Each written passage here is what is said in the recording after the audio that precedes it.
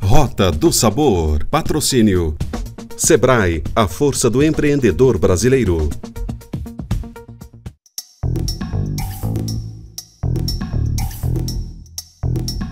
Vamos começar agora mais um episódio da Rota do Sabor, que nessa temporada tem explorado ingredientes que representam cada localidade do Brasil e seus produtores. No episódio de hoje, a gente vai falar do pirarucu, o peixe mais emblemático de toda a Amazônia. Quem vai nos guiar é o Pedro Amaral, do restaurante Amazônia Soul de São Paulo.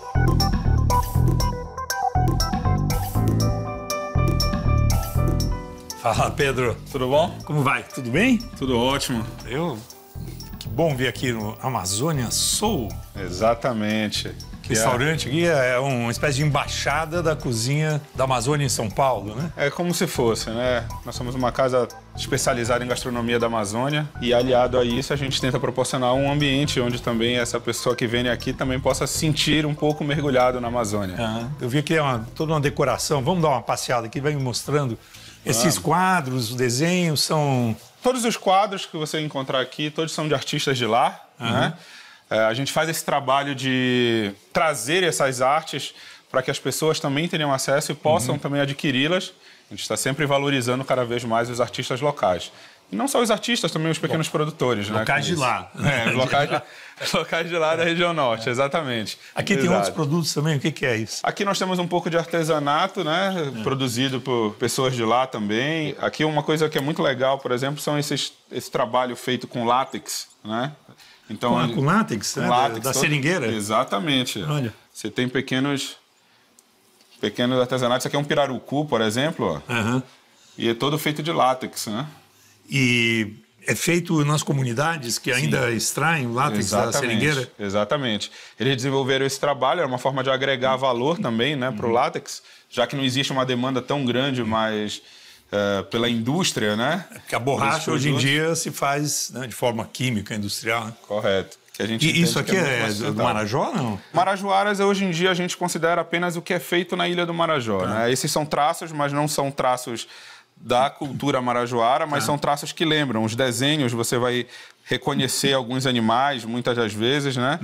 Dependendo do ângulo que você olhar, que é justamente para remeter a essa cerâmica marajoara, mas não necessariamente elas são... Não foi feito lá. Não foi feito lá, exatamente. Mas são artistas de lá. São todos artistas locais.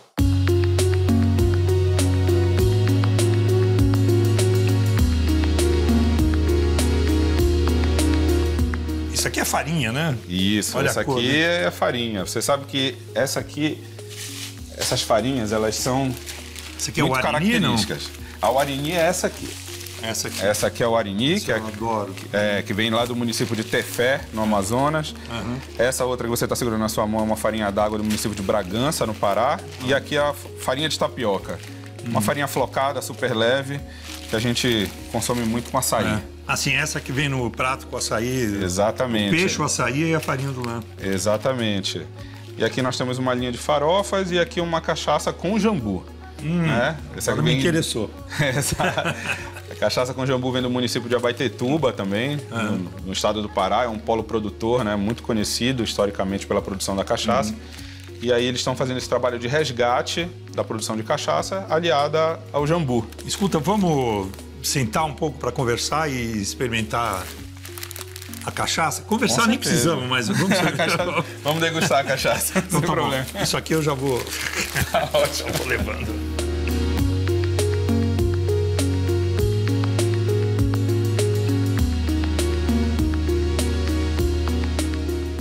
Você sabe que cachaça de jambu tem umas que são... Tem tanto jambu que eu não consigo tomar. Tem aquelas que vêm com a florzinha de jambu dentro. Isso. É a famosa jamburana, né? Essa sementinha do jambu que você estava falando. E ela realmente provoca esse efeito anestésico na boca enquanto você consome. E aí tem uma técnica para você tomar. Você já conhece a técnica? Não. Como é? Você vai colocar na boca, vai segurar durante 3 segundos, fazendo um leve bochecho dessa cachaça, para ativar todas as terminações da sua boca, né? Suas papilas gustativas. Para ativar ou para desativar, né? No caso. E aí você engole e deixa vir esse pequeno efeito do jambu. Então, saúde. Saúde. Vamos lá.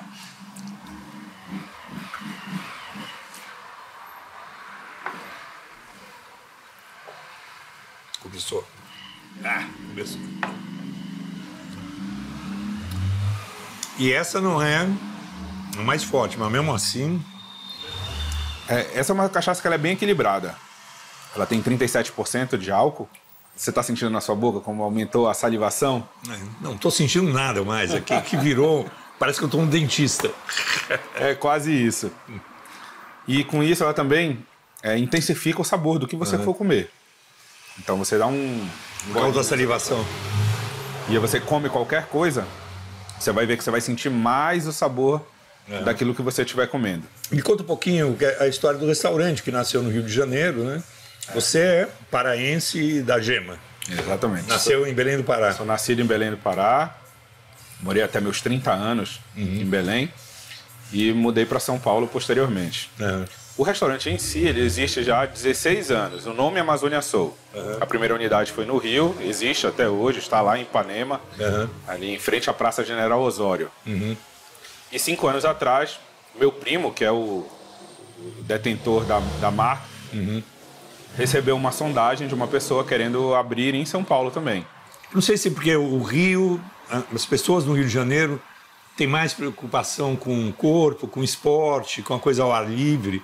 E o açaí terminou sendo associado no sul do Brasil a essa cultura, né, de saúde e tal, né? Já em São Paulo, as pessoas são mais gastronômicas, não se importam tanto com a saúde, pode engordar que está tudo bem. No Rio tem essa procura de misturar com outras frutas, de você colocar um mel, uma granola, alguma coisa nesse sentido. E já aqui em São Paulo existe uma demanda muito maior pelo açaí raiz, que a gente chama, que é o original, como é consumido na região norte, em Manaus, em Belém, nas outras cidades da região norte. Que é sem açúcar. Que é sem açúcar na grande parte. E acompanhado sempre com uma farinha de tapioca ou até mesmo uma proteína. Então as pessoas adoram aqui, o que mais sai é o açaí mais natural, sem açúcar, com um peixe frito.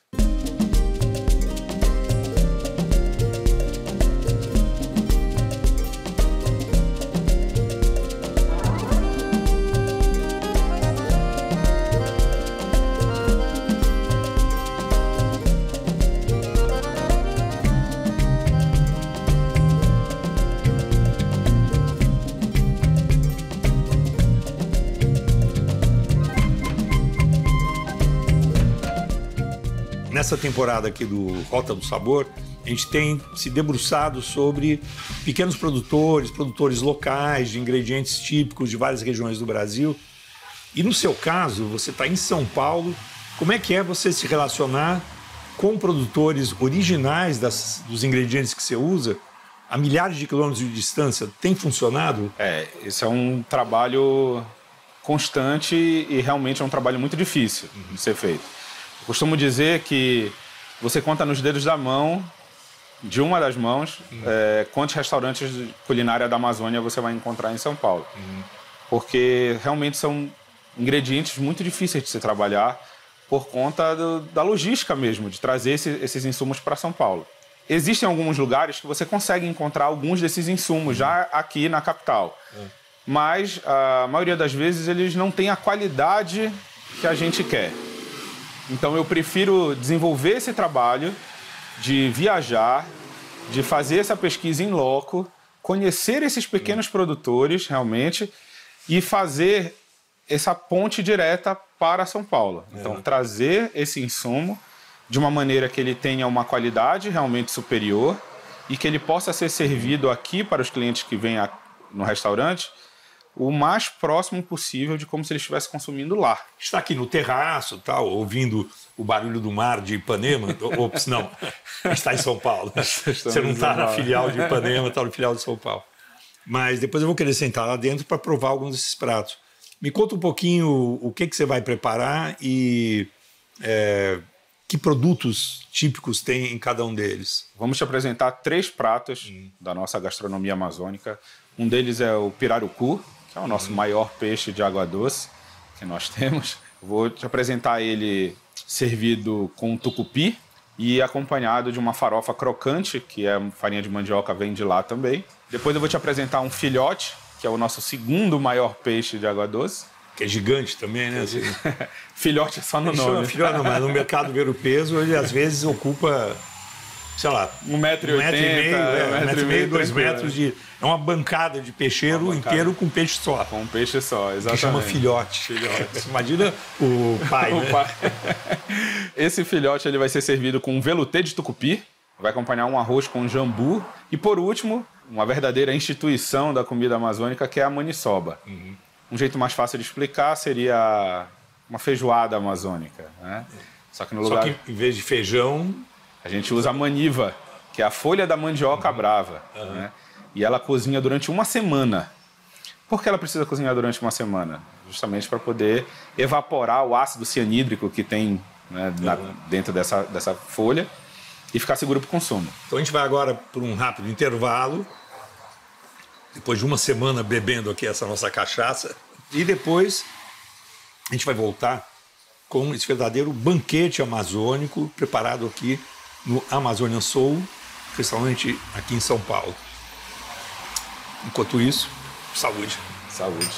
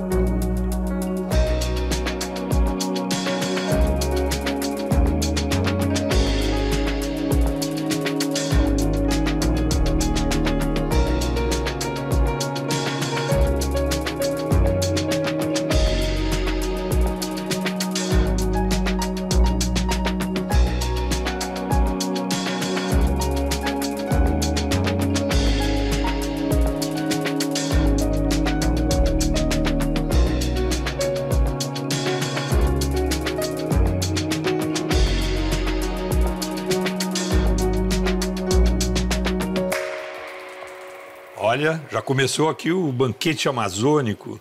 Olha só, o filhote, apesar do nome, é um peixe gigantesco, né? Nosso segundo maior peixe de água doce na Amazônia. Isso aqui? Esse é um arroz com jambu e ele cozinhou no tucupi, então ele fica amarelinho por conta disso. E aqui? E aqui é uma farofinha crocante, uma farinha de mandioca, né? Super crocante. Aí puxada na manteiga, com um pouquinho de cebola, um pouquinho de alho. Que sem mandioca não dá, né? Sem mandioca não dá. Não vivemos sem mandioca. E o filhote tem uma coisa interessante. O filhote que a gente come no Pará, ele é um peixe de rio, mas de uma área meio salobra, né? Porque o rio ali, enfim, deságua no Atlântico. Exato. Um pouco mar, um pouco rio. Grande parte pode ser encontrada nessa foz do rio, né? Uhum. Onde você vai ter esse encontro da água do oceano com a água do rio. Mas você também encontra esse peixe subindo, né? Como nós dizemos lá, subindo o rio. Aí a água é só doce. Então ele é um peixe que consegue conviver bem. E por ser um peixe de grande porte, ele não fica tanto na superfície, ele fica mais ao fundo, né, do leito. E é um grande caçador, né? Ele é um peixe carnívoro. Filhotinho, mas ele chegou perto. É um filhote carnívoro. Vai lá e se bobear, ele acaba te pegando. E como que é seu fornecimento? O filhote também tem pesca sustentável e tem também criadouro? Nós temos o cuidado de trabalhar sempre com peixes que não são de cativeiro. Né? E aí nós já temos esses parceiros locais, tanto temos peixes que embarcam por Manaus, temos peixes que embarcam por Belém, onde eles têm esse cuidado de fazer um manejo com uma forma mais sustentável possível. Sim. Deixando as grandes matrizes para que a espécie continue procriando, mas os peixes com um tamanho comercial, que a gente diz, eles possam ser capturados e fornecendo o abastecimento para o mercado tanto interno, né, o mercado local, quanto para nós. Esse veluté é uma criação de vocês aqui?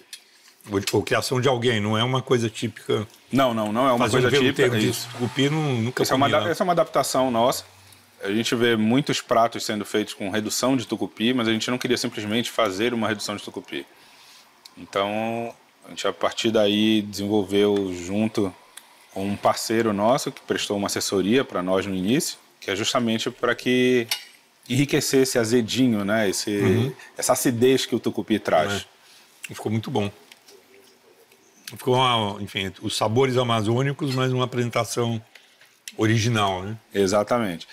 Nós temos esse cuidado de fazer qualquer tipo de mudança apenas nos pratos com os peixes. Porque os demais pratos servidos na casa são pratos muito típicos, muito característicos. O próximo prato que você anunciou agora há pouco esse é bem típico e é bem a receita original. Exatamente. A maniçoba, não é isso? A maniçoba.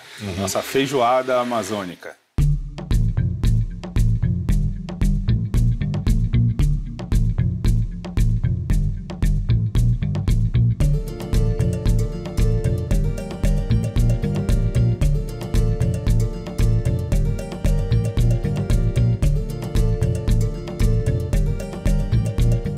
Não sei se isso acontece lá na Amazônia, mas aqui no Sul pode ter guerra fratricida em relação ao que põe antes, o feijão, o arroz. Como você disse que isso é uma espécie de feijoada paraense, ó. Tudo é permitido, mas tradicionalmente na minha família a gente coloca o arroz embaixo, maniçoba no meio e a farinha, a farinha finalizando, exatamente.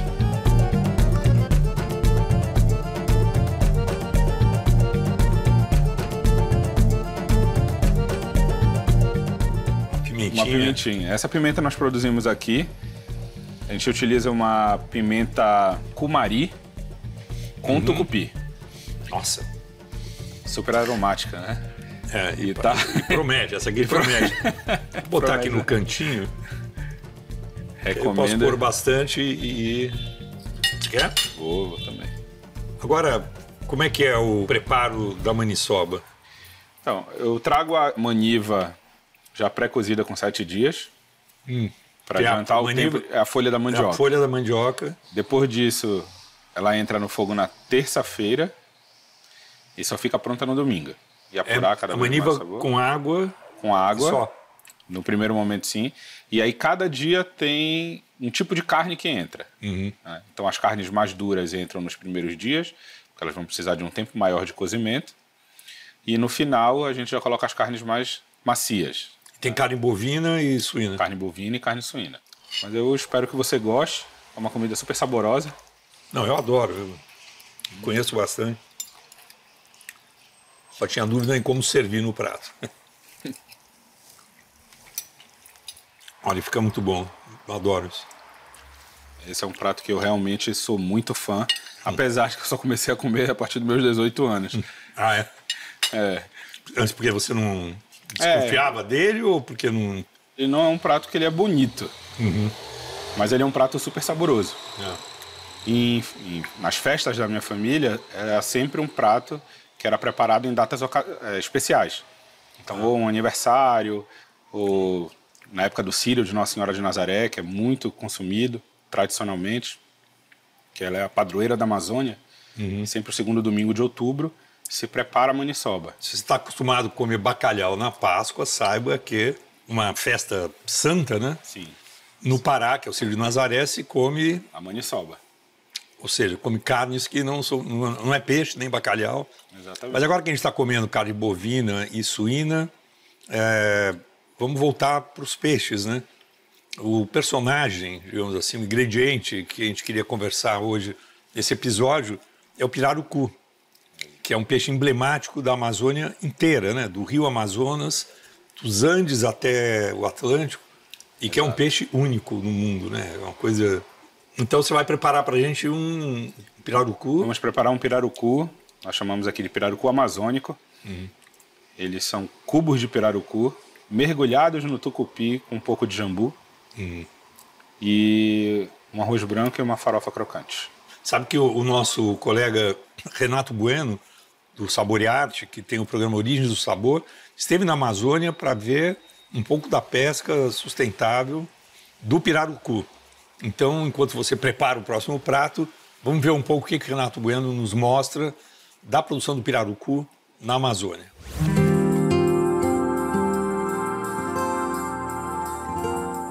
Eu sou Pedro Canizio, sou presidente da Federação dos Manejadores e Manejadores de Pirarucu da região de Mamirauá, a principal detentora do selo da IG do pirarucu. A pesca do pirarucu manejada ela é muito forte porque ajuda na renda das famílias que têm outras rendas que vêm de outras fontes, mas é para valorizar também a nossa área, é um trabalho de conservação do meio ambiente, da natureza, então a gente luta para que a gente tenha esse pirarucu aí para outras gerações que venham depois da gente, enfim. Vocês que estão interessados, que querem um produto de qualidade diferenciada, venham aqui para Tefé, venham aqui para nossa região.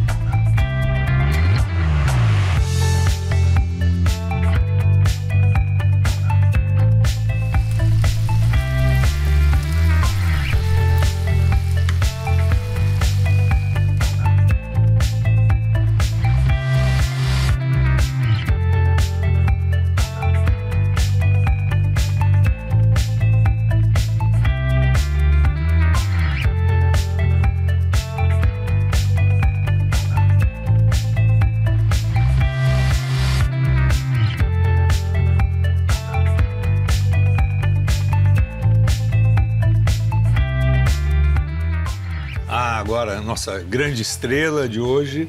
Principal de hoje. O pirarucu, né? É um traço de união de toda a Amazônia. Quer dizer, um peixe que você encontra nas Amazônias colombianas, peruanas, bolivianas. Só que lá para os lados de língua espanhola eles chamam de paixe. E aqui no lado brasileiro chamam de pirarucu, mas é o mesmo monstrinho, assim. E que precisa ser muito bem cuidado, né? Para não ser extinto, né? Ele não é um peixe tão rápido, né? Ele é um peixe que fica muito tempo parado. 300 quilos também não dá para... Ele é um peixe de oportunidade também, carnívoro. Então, ele acaba sendo... A captura dele acaba sendo um pouco mais fácil. E ele também sobe a superfície para pegar um pouco de ar. E aí, nesse movimento que ele sobe, ele se entrega, vamos dizer assim, diz onde ele está. Mas existe um trabalho muito sério sendo desenvolvido pelas comunidades, de maneira geral, pois elas entenderam que elas precisam preservar para poder ter esse animal ainda vivo. É fácil para você aqui em São Paulo conseguir também? Se eu quisesse, tem bastante fornecedor de pirarucu aqui. Mas aí eu não poderia garantir a procedência deles, né, em muitos dos casos.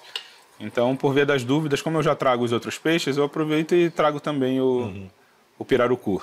E também de pesca, não de criatório. Isso, também de pesca, que é para garantir que o sabor do peixe seja o mais natural possível, vamos dizer assim. Né? Essa receita como é? Conta pra gente. Como é que essa receita, esse pirarucu ele é marinado, depois ele é cortado em cubos e então ele é frito. E na hora de servir nós colocamos ele com o tucupi um pouquinho de jambu e essa farofinha crocante aqui que acompanha o prato. Esse é um prato que é bastante servido aqui na casa. As pessoas procuram bastante.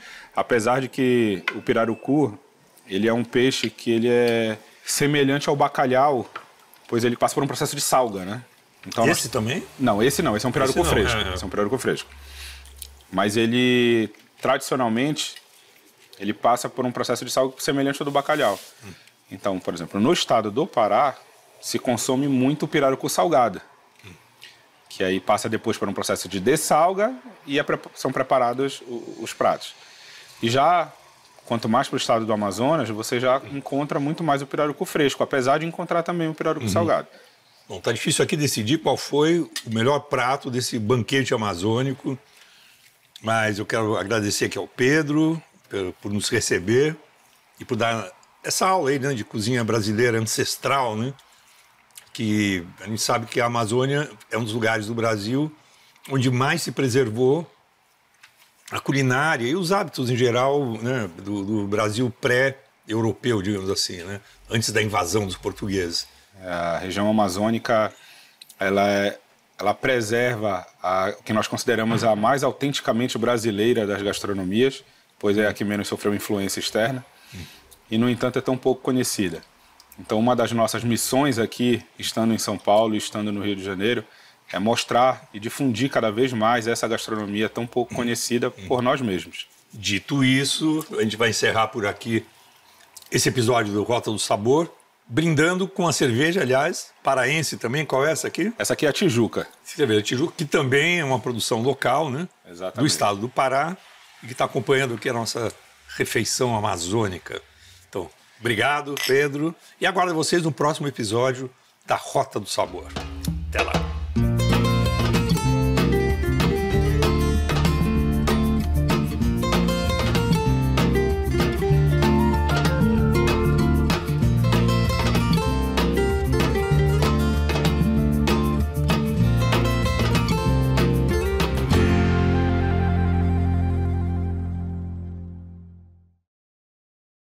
Rota do Sabor. Patrocínio Sebrae, a força do empreendedor brasileiro.